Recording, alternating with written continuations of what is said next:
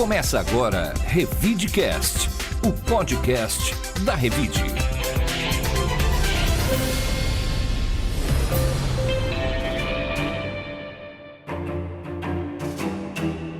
Olá, eu sou o Murilo Pinheiro.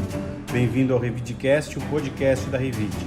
Olá, eu sou a Bel de Farias. E no Revidecast de hoje você vai ouvir: Justiça suspende mudança na gestão da UBS Santa Cruz. Clube Palestra Itália é vendido e será revitalizado. Novos conselheiros do Compac são empossados. 15ª Ribeirão Preto Restaurante Week termina neste domingo.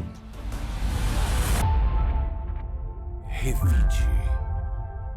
A transferência da gestão da Unidade de Saúde, o BDS, do bairro Santa Cruz para a Fundação Hospital Santa Lídia, prevista para entrar em vigor em 1º de julho, foi suspensa por decisão liminar da Justiça. A medida atende a uma ação civil pública movida pelo Sindicato dos Servidores Municipais de Ribeirão Preto, Guatapará e Pradópolis, que já havia promovido um protesto em frente à unidade contra um novo modelo de gestão. A decisão determina que a Prefeitura apresente em 15 dias um estudo técnico justificando a mudança, com análise sobre impactos aos servidores, cargos vagos, possibilidade de concursos, custos e efeitos para o Instituto de Previdência dos Municipários, o IPM. Até nova deliberação judicial, ficam suspensas os efeitos de eventual contrato com a Fundação e impedida a remoção de servidores da UBS. O município e a Fundação também deverão apresentar à Justiça, em 5 dias, cópia do contrato de gestão, caso exista. A Prefeitura informou que cumprirá a decisão e reiterou que a proposta busca ampliar o acesso à atenção básica, com atendimento até às 19 horas, manutenção da vacinação e da farmácia em horário integral e inclusão de especialistas. Segundo a administração, os atendimentos na unidade seguem normalmente. Bom, mais uma pendenga judicial aí, né, Murilo? Vai demorar esse treco aí, né? Então, essa é uma discussão antiga, né, que os servidores municipais, eles questionam, né, essas transferências da gestão da unidade, bem como a terceirização, né, isso evita a colocação de funcionários públicos concursados, né, e o sindicato entende que isso não é um bom caminho para a administração. De qualquer forma, o que tem aparecido, tanto nessa quanto na transferência do terreno lá do Marista, é que esses projetos da Prefeitura, tanto a Justiça quanto alguma outra parte, está cobrando uma justificativa maior, né? No caso aqui, o sindicato e a Justiça, de uma certa forma, acata, é saber como é que ficam os funcionários, quantos vão contratar, qual é o sistema de concurso, quais os custos disso, né? Então, geralmente, eu acho que isso é um bom encaminhamento, né? Que sempre que a administração pública faça alguma coisa, que ela apresente estudos, né, para justificar aí as suas decisões. Aí, no caso aí, a Justiça determinou, agora num prazinho meio curto, né, que a Prefeitura em 15 dias faça um estudo técnico para justificar uma mudança tão grande, né? Então, eu acho que esse tem sido o caminho aí, que toda vez que for apresentar alguma coisa, precisa ter que justificar muito bem para evitar esses questionamentos aí. Revide. O tradicional Clube Palestra Itália, um dos mais antigos de Ribeirão Preto, foi vendido por 6,7 milhões para as construtoras DZ Empreendimentos Imobiliários de São Paulo e Golden Business de Ribeirão Preto. A negociação envolve uma área de aproximadamente 19 mil metros quadrados no bairro Campos Elísio e prevê a revitalização do espaço, que deverá voltar a funcionar como um centro esportivo, social e cultural. Segundo os novos proprietários, a proposta é preservar a estrutura histórica do clube e devolver o local à população. Do valor da venda, 2 milhões serão pagos à vista e o restante em 30 parcelas mensais de R$ 157.500, corrigidas monetariamente. Os recursos serão utilizados para quitar dívidas fiscais e trabalhistas acumuladas pela associação, principalmente durante o período de decadência entre 2007 e 2009. Fundado em 1917, o Palestra Itália chegou a reunir cerca de 8 mil sócios em seu auge. Nos últimos anos, enfrentou sucessivas tentativas frustradas de leilão antes da concretização da venda. Pois é, isso aí é um caso, né, dos clubes, né, que em função aí até de uma mudança de comportamento da sociedade, né? A grande maioria das pessoas hoje moram em condomínios que viraram condomínios clube, que tem toda essa infraestrutura que o clube oferecia, e seguindo essa tendência de a própria recreativa, né, que foi o clube mais um dos clubes mais antigos da cidade, que também foi vendido para o Sesc.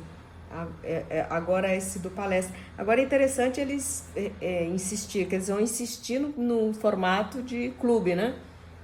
Parece a empresa aí, né? Uhum. Eu fui sócio, né, do Palestra quando eu cheguei aqui, eu frequentei lá um bom tempo. Também fui sócio de outro clube, a Portuguesa, né, os dois não existem mais.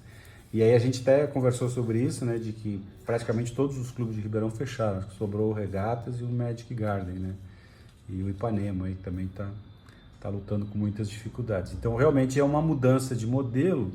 Agora o que chama a atenção nesse projeto aí, é que a empresa que comprou, ela vai fazer a restauração e vai fazer a preservação do prédio, né? Porque o Palestra ali está tombado também, e essas consultoras vão fazer o empreendimento, né? Mas preservando aí o espaço, né? Que prevê a revitalização do espaço, que normalmente deverá funcionar como um centro esportivo, social e cultural. Isso eu acho que é interessante, né? De como é que eles vão fazer isso, utilizar a área lá para fazer um empreendimento imobiliário e preservar esse caráter social aí, né? Acho que isso aí é uma coisa que depois, eu acho que mais para frente, poderia ser melhor explicado, porque é uma coisa interessante, é um impasse que a cidade tem, né, com esses prédios públicos todos que estão aí e que exige-se uma preservação, e a gente sabe que isso fica muito caro e também é muito custoso. Revide. O prefeito Ricardo Silva empossou na última segunda-feira os novos integrantes do Conselho de Preservação do Patrimônio Cultural do município de Ribeirão Preto, o CONPAC, para o biênio 2026-2028. A cerimônia ocorreu no Salão Nobre do Centro Administrativo e contou com a participação de representantes do poder público, instituições de ensino, entidades de classe da sociedade civil. Durante a solenidade também foi eleita a nova mesa diretora do colegiado. A presidência será exercida por Natália Barbosa Hetten, representante da Universidade de Ribeirão Preto, a UNAERP, enquanto a vice-presidência ficará com Danilo Fernandes Rosa de Oliveira, representante dos centros e espaços culturais. Órgão consultivo e deliberativo, o CONPAC é responsável por assessorar a Prefeitura na formulação e execução de políticas voltadas à preservação do patrimônio histórico, artístico, arquitetônico, cultural e paisagístico do município. O Conselho também acompanha processos de tombamento e ações de proteção e valorização dos bens culturais, reunindo representantes de diferentes instituições para ampliar a participação nas definições das políticas públicas para o setor.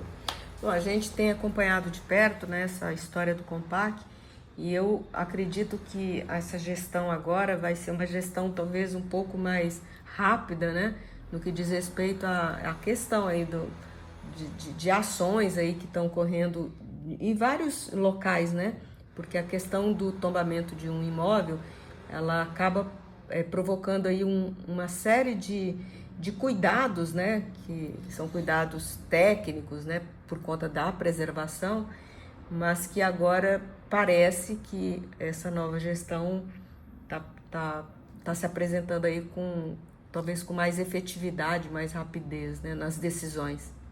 Acho que essa é a grande questão aí, né? A ideia em si do CONPAC é boa, né, de criar um órgão para preservar e cuidar do patrimônio histórico, porém existe um problema estrutural, né, que o Conselho não tem pessoas contratadas, então as pessoas que trabalham, que são eleitas para esse Conselho, são voluntários, que não recebem por isso, né, o que confere um caráter aí de trabalho voluntário, e isso é ruim na medida que tem um volume grande de demandas e não tem uma estrutura técnica para dar conta. E a outra questão que precisa ser resolvida, que é esse que eu acho que é o grande problema, é conciliar a questão da preservação do patrimônio com exigências intermináveis que inviabilizam os projetos de restauração. Então, assim, o patrimônio vai para o chão e acaba se perdendo do mesmo jeito. Quando existe um rol de exigências de custos que as pessoas não conseguem cumprir, isso inviabiliza a restauração do mesmo modo, porque aí, como o poder público não tem dinheiro para fazer restauração, a iniciativa privada se afasta, e o que a gente viu em Ribeirão nos últimos tempos. Tem vários imóveis aí antigos que estão prestes a cair, que são abandonados porque não se conseguiu andar com os projetos de restauro. Então, acho que o Conselho tem esse grande desafio, criar regras, normas e procedimentos para que os prédios sejam preservados, sem com isso criar situações que dificultem o trabalho, os projetos, que inviabilizem isso de tal forma que ninguém acaba fazendo nada, e aí o patrimônio se perde do mesmo jeito, seja pelo abandono, seja pela quantidade exagerada de exigências aí para conseguir tocar um projeto para frente.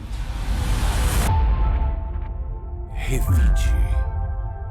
A 15ª edição de Ribeirão Preto do Restaurante Week entra na reta final e segue até este domingo, dia 5 de julho, reunindo 10 restaurantes das cidades com menus exclusivos compostos por entrada, prato principal e sobremesa. Integrando as comemorações dos 170 anos de Ribeirão Preto, o festival propõe uma experiência gastronômica inspirada na história do município, com pratos que valorizam ingredientes locais e releituras da culinária brasileira e internacional. Os menus são oferecidos nas categorias tradicional, plus e premium, com preços a partir de R$ 59,90.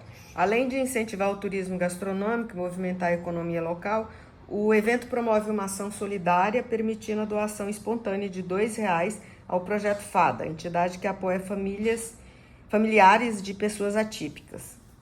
A lista completa, com todos os restaurantes participantes, está disponível no portal da Revide.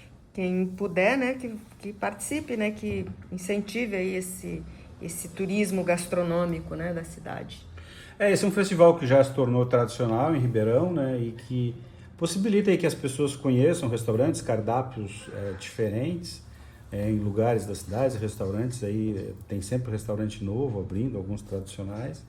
Há um preço aí, né, relativamente acessível, aí, né, temos a partir de R$ 59,90 para a pessoa experimentar 3 pratos. É mais uma iniciativa boa, né, no sentido de movimentar os restaurantes, principalmente, né, nos períodos aí de segunda a sexta-feira, que é quando os espaços aí ficam mais vazios, né? Então é uma boa oportunidade para quem quiser aproveitar e conhecer uma gastronomia diferente. Revide. Olá Murilo, Bel e ouvintes do Revidecast. Na matéria de capa da Revide desta semana, que circula na versão impressa, traçamos um perfil de Marco Aurélio Martins, que falou sobre sua história de empreendedorismo, resiliência e fé. A edição da Revide dessa semana também traz o caderno Teen, voltado ao público adolescente. A editoria abordou os planos dos adolescentes para o recesso escolar de julho. Boa leitura! Por hoje ficamos por aqui, agradecemos aos ouvintes que nos acompanham toda semana e desejamos um excelente fim de semana para todos. Um bom fim de semana para todos e obrigado por nos acompanhar até a semana que vem. O Revidecast tem a locução e trilha de Rodrigo Leone, edição e roteiro de Paulo Apolinário e está disponível nas plataformas de áudio Spotify, YouTube e SoundCloud. Você ouviu Revidecast, o podcast da Revide.